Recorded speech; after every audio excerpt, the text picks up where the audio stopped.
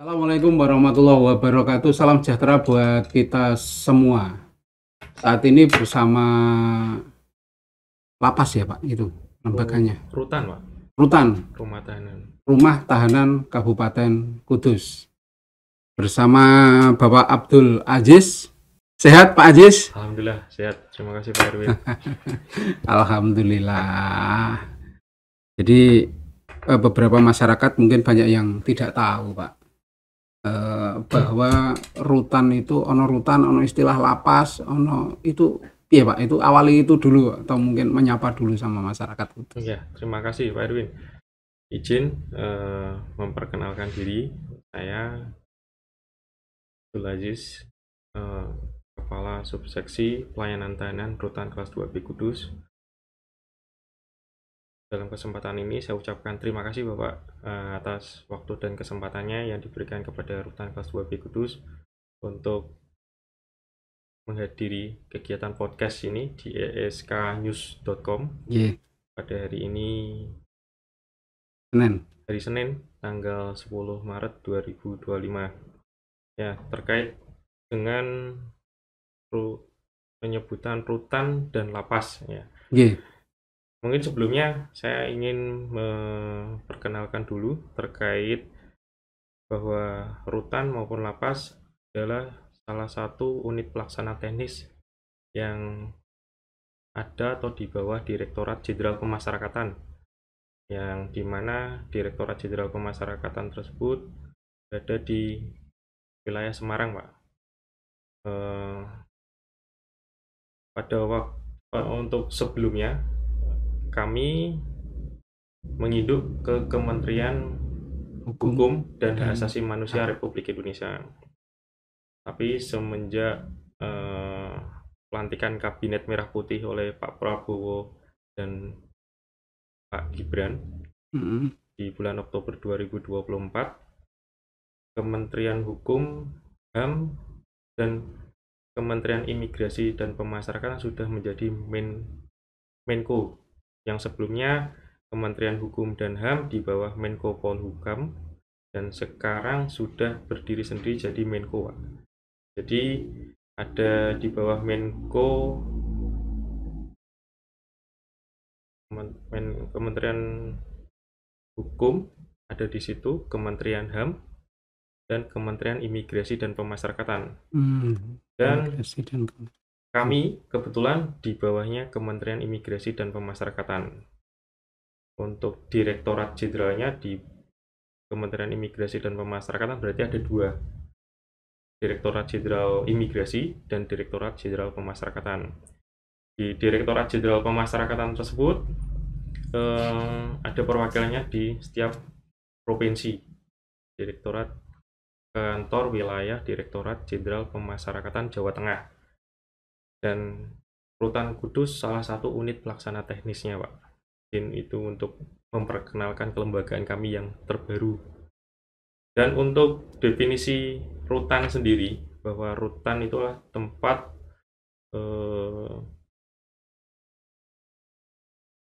untuk menyelenggarakan perlindungan dan pemenuhan hak tahanan dan anak selama proses peradilan, sedangkan lapas tempat untuk menyelenggarakan proses pembinaan kepada narapidana dan anak binaan, Pak. Itu mungkin pengertian lapas dan rutan. Dan ingin saya tambahkan lagi bahwa di Kudus ini hanya ada rumah tahanan, tidak ada lembaga pemasyarakatan. Jadi di Kudus ini kebetulan hanya ada rumah tahanan negara, kelasnya kelas 2B Kudus. Kelas 2B karena pengadilannya juga kelas 2 ya, sama ya. Kalau itu izin mungkin kelas 1B ya, biar nanti dari pihak beliau. Baik, demikian perkenalan dari lapas, dan ternyata untuk direktoratnya kemudian kementeriannya itu ternyata berbeda-beda. Ini yang perlu belajar lebih banyak. Karena tak apalke mau ya terah ramudeng, Pak. Jadi kita langsung ingin mengangkat tema bahwa tema yang akan kita angkat adalah stigma masyarakat terhadap mantan narapidana. Di sini beberapa informasi yang berhasil kita kumpulkan itu menyebutkan bahwa warga binaan di sana itu dibekali oleh keterampilan, dibekali oleh beberapa pengetahuan di mana nanti ketika teman-teman yang kebetulan menjadi warga binaan ketika kembali kepada masyarakat sudah memiliki bekal keterampilan. Seperti apa itu, Pak? Oh ya, untuk stigma terhadap narapidana di masyarakat, sebelumnya mohon izin saya menyampaikan kembali bahwa pemasyarakatan merupakan subsistem peradilan pidana yang menyelenggarakan penegakan hukum di bidang perlakuan terhadap tahanan, anak, dan warga binaan. Untuk sistem pemasyarakatan adalah suatu tatanan mengenai arah dan batas serta metode pelaksanaan fungsi pemasyarakatan serta secara terpadu. Untuk definisi mungkin banyak orang yang mungkin belum mengerti terkait apa itu warga binaan gitu loh. Ya.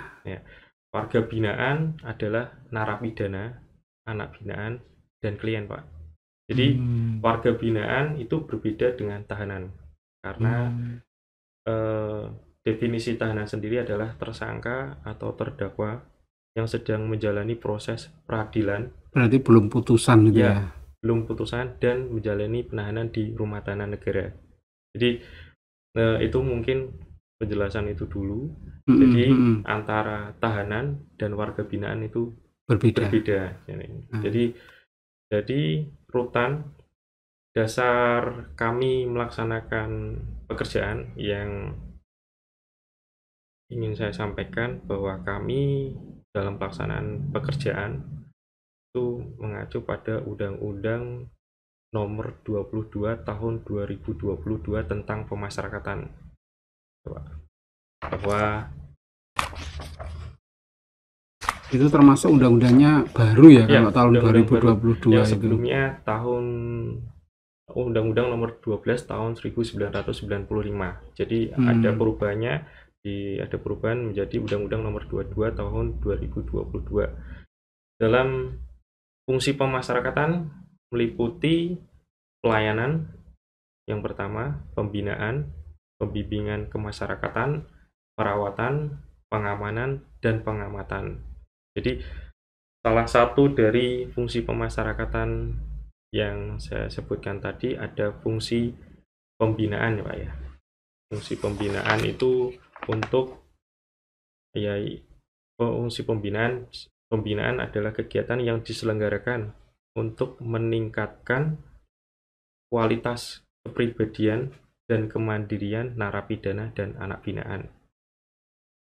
Tapi pembinaan tersebut juga tidak serta-merta hanya untuk narapidana saja, karena yang kebetulan kami rumah tahanan negara, sesuai tusi kami sebenarnya kami harusnya memberikan layanan kegiatan pelindungan pemenuhan hak bagi tahanan dan anak selama proses peradilan.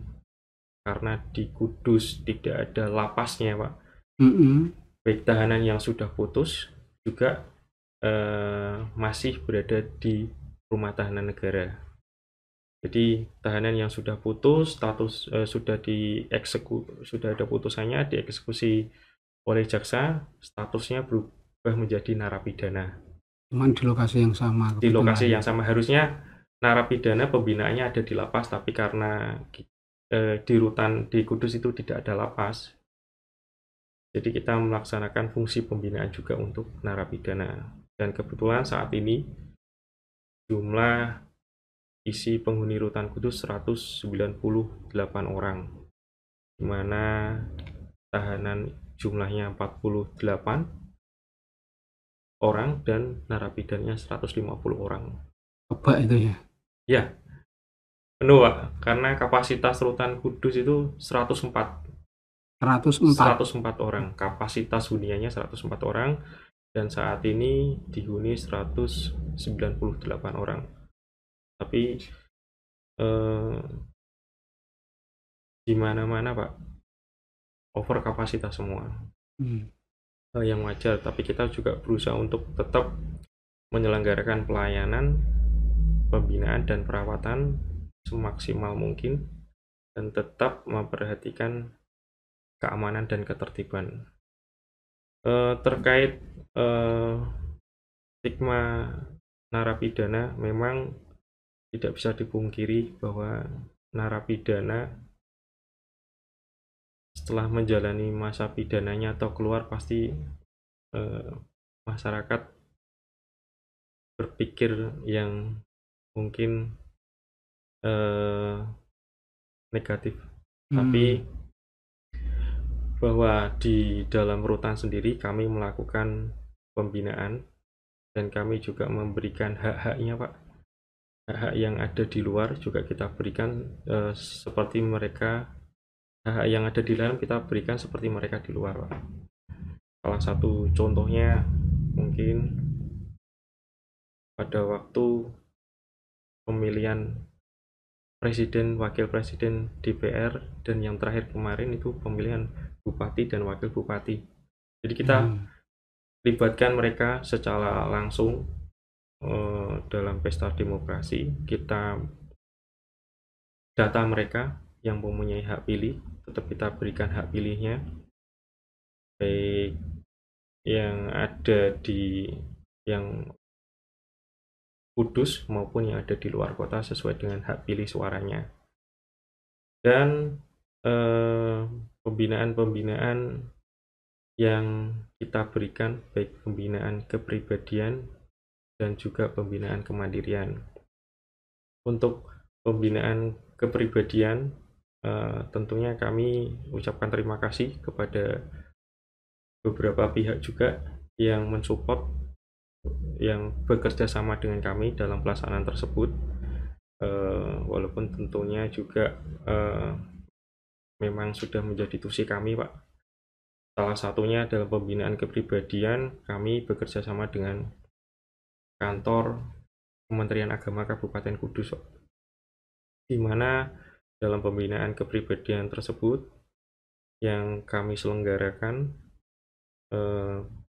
kegiatannya ada kegiatan sholat berjamaah, ada pengajian, dari Kemenak membantu kami untuk terkait tenaga penyuluh keagamaannya. Jadi ya, setiap hari Jumat untuk sholat Jumat itu dari Kemenak memberikan bantuan tenaga imam dan khotib. Dan dari Kemenak juga untuk penceramah agamanya. Jadi kegiatan yang kita berikan kepada narapidana dan juga tahanan selama mereka menjalani masa penahanan dan menjalani masa pidana, diantaranya pembinaan kepribadian tersebut kita harapkan bisa memberikan hal yang positif Pak, membuat ketenangan mereka selama menjalani masa pidana. Dan mungkin yang sebelumnya tidak pernah mendengarkan pengajian, tidak pernah sholat, itu mereka dengan menjalani masa pidana tersebut sampai ketika keluar mereka bisa sholat Pak. Jadi baik, ini coba saya simpulkan pelan-pelan. Yeah. Yang pertama, perbedaan antara lapas dan rutan. Rutan itu adalah rumah tahanan, di mana rata-rata untuk rutan ini lebih kepada penitipan. Karena di Kabupaten Kudus tidak ada lapas, maka rumah tahanan kemudian juga difungsikan sebagai lapas. Hampir seperti itu, nggih? Kita juga melakukan kegiatan pembinaan yang ada di lapas. Betul, ya, dilakukan kegiatan pembinaan. pembinaan dari banyak hal, salah satunya yang disebutkan tadi adalah secara spiritual. Pembinaan Spiritual, pembinaan kepribadian melalui kerjasama dengan Kementerian Agama. Ada pengajian, kemudian ada siraman rohani, dan seterusnya. Itu untuk yang beragama Muslim. Termasuk untuk yang non-Muslim tentu juga ada ruang-ruang yang disiapkan untuk membina kepribadian mereka. Harapannya memang ketika nanti sudah kembali ke masyarakat, mereka akan jauh lebih taat kepada agamanya. Kan begitu, Pak. Nah, rutan lapas saat ini kendala yang dihadapi apa sih, Pak, nang jero kono iki, Pak? Kendala yang dihadapi ya overkapasitas, Pak. Overkapasitas. Dari 104 kapasitas saat ini ada 198. Itu 8 orang wanita. 8 orang wanita. Jadi overkapasitas. Saya tambahkan tadi, Pak, saya lupa, Pak. Selain pembinaan kepribadian ada pembinaan kemandirian. Pembinaan kemandirian kita juga kerjasama dengan BLK. BLK Kabupaten Kudus. Izin saya menjadi Kasubsib Pelayanan Tahanan sejak tahun 2023 sampai saat ini. Di tahun 2023 kami mendapatkan pelatihan dari BLK 5 kegiatan, Pak. Alhamdulillah, Pak. Jadi apa saja itu? 5 pelatihan pembuatan jajan pasar, ada pembuatan macam-macam, Pak. Tata boga juga ada, terus untuk pelatihan barang pembuatan souvenir dari barang bekas.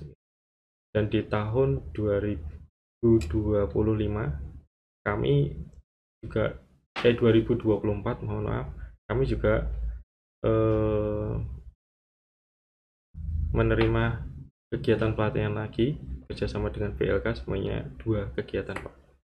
Alhamdulillah. Jadi selain pembinaan kepribadian, kami juga menyelenggarakan pembinaan kemandirian. Apalagi sekarang untuk mensukseskan program Bapak Presiden Asta Cita, kami juga ada program juga dari kementerian, yaitu 13 akselerasi dari Menteri Imigrasi dan Pemasyarakatan. Yang salah satunya juga memberdayakan warga binaan untuk mendukung ketahanan pangan. Jadi saya diceritakan di Rutan Kudus ini ada kegiatan ketahanan pangan, Pak. Jadi implementasi ini loh, aku yang bertanya-tanya. Karena tempatnya terbatas, kami tetap melaksanakan kegiatan ketahanan pangan tersebut. Kami memanfaatkan lahan-lahan yang ada, Pak, walaupun itu sedikit. Jadi kita tanami sayur-sayuran seperti kangkung, ada cabai, dan kita juga buat kolam. Kita ada kolam ikan juga. Jadi kolam ikan itu kita isi nila, dan kegiatan lainnya kita juga produksi telur asin, Pak. Produksi telur asin. Produksi telur asin. Tapi tetap telurnya dari luar ya? Telurnya dari luar. Itu untuk kegiatan kegiatan kepada warga binaan. Ini terkait tadi apa, Pak? Yang Bapak tanyakan tadi? Apa? Kendala sih. Kendala tadi kan kapasitas itu, over capacity ya. Itu memang kendalanya mungkin cuma itu, Pak. Kendala over kapasitas itu aja. Bahwa kami tetap melaksanakan tugas semaksimal mungkin sesuai dengan perintah dan arahan dari pimpinan. Baik, karena di dalam rutan itu sendiri kan di sana berkumpul banyak karakter, banyak latar belakang, sehingga posisinya teman-teman yang bertugas ada di sana tentu harus lebih bisa menjadi apa ya, tadi sudah disebut di kepribadian sudah ditoto dengan kegiatan-kegiatan keagamaan. Lah tentu benturan itu kan tidak menutup kemungkinan ada benturan mereka itu karena perbedaan latar belakang dan karakter itu tadi. Nah, di situ upaya yang dilakukan untuk mengantisipasi adanya gesekan di dalam, Pak. Mungkin bisa rodok sidik di sepil, Pak. Ya, selain kegiatan-kegiatan yang ada seperti pembinaan kepribadian dan kemandirian, Pak. Jadi kami juga punya di rumah tahanan maupun di lapas itu ada yang namanya wali pemasyarakatan, Pak. Oh, wali. Ada wali pemasyarakatan, yaitu wali pemasyarakatan yaitu petugas pemasyarakatan yang membantu kepala lapas atau rutan dalam menjalankan pembinaan terhadap narapidana dan anak binaan. Jadi wali pemasyarakatan tersebut dari kantor itu membuat SK dan membagi. Jadi membagi beberapa orang untuk dalam pengawasan pembinaan wali tersebut. Jadi, kalau bahasa awamnya meh kayak koordinator itu ya, atau apa ya, mandor tapi. Kalau kita di kuliah kita kan juga punya dosen wali ya, Pak ya. Dosen wali ya. Dosen wali itu sama. Beda dengan asdos ya. Asdos. Beda asisten dosen.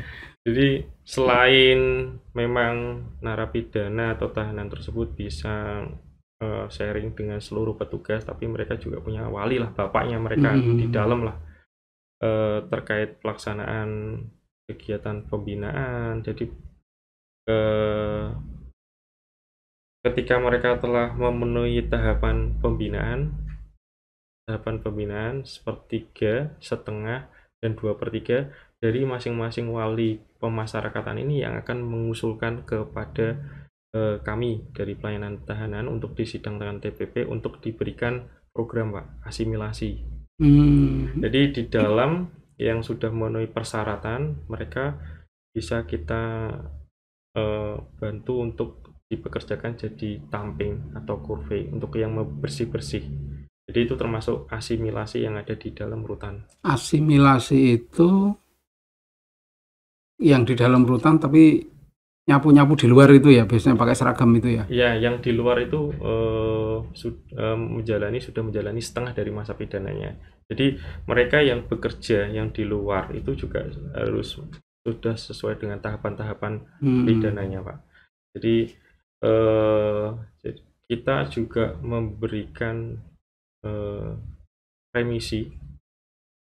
Jadi remisi reward lah istilahnya, reward kepada narapidana.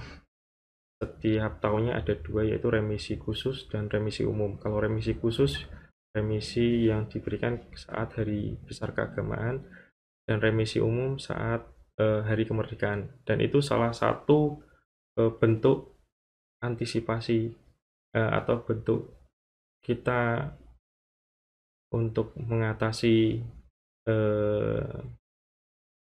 merangkul mereka lah, Pak. Ketika ada punishment dan reward, mereka kan pastinya tentu semangat untuk menjalani tahanan dan masa pidana dan mentaati tata tertib yang ada. Jadi tadi untuk memperkecil kendala-kendala yang ada di rutan memang harus ada punishment dan rewardnya. Dan selain itu, ketika memang mereka nanti setelah memenuhi persyaratan, mereka bisa mengajukan integrasi, Pak. Integrasi yaitu program integrasi, salah satunya yang cuti bersyarat, pembebasan bersyarat, cuti menjelang bebas. Dan karena itu memang salah satu program bersyarat, harus ada persyaratan tertentu yang harus dipenuhi. Yaitu salah satunya memang sebelumnya ada litmas dari Bapas, terus ada penjaminnya gitu. Litmas itu mengunjungi di rumah yang bersangkutan. Itu tidak hanya mengunjungi di rumah bersangkutan, Pak, mengunjungi juga dari Bapas itu juga mengunjungi narapidananya, melakukan wawancara kepada narapidananya, ke rumahnya dan ke masyarakat sekitar, mungkin ke pemerintah desa setempat. Ya, karena memang salah satunya kan ada tanda tangan dari RT, RW, kepala desa, itu sama camat. Nanti berkas dikumpulkan. Hanya kepala desa, Pak.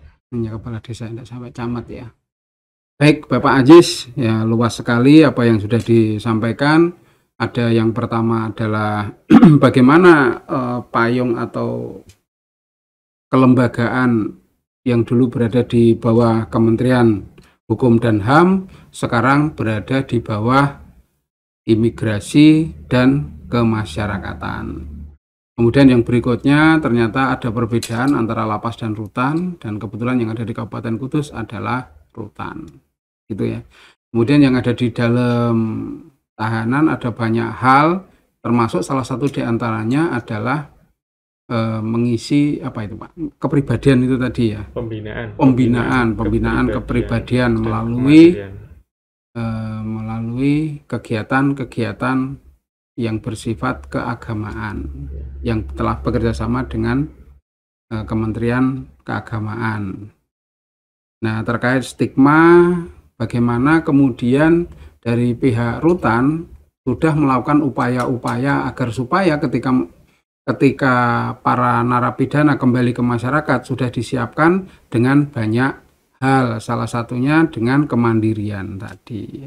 Kemandirian, persiapan kepribadian, salah satunya kalau kemandiriannya itu bekerjasama dengan BLK. Ada pembuatan jajan pasar, pembuatan souvenir, dan lain-lain. Nah, ini luar biasa sekali, jadi full kegiatan, di mana walaupun keadaannya over capacity dari 104 dan saat ini ada 198, namun dari pihak rutan terus melakukan kegiatan-kegiatan, salah satunya mendukung pemerintahan dengan ketahanan pangan. Pakai pot itu ya Pak, nandur-nandur itu nanam. Langsung di tanahnya. Di belakang ada lahan sedikit, Pak. Gitu, untuk ya jenis sayur-sayuran, termasuk juga pelihara ikan. Itu. Seperti itu dulu perkenalan kita dengan rutan kelas 2B Kabupaten Kudus. Bapak Ajis, terima kasih waktunya. Mungkin nanti ke depan kita agendakan lagi untuk tema yang lebih menarik lagi. Assalamualaikum warahmatullahi wabarakatuh.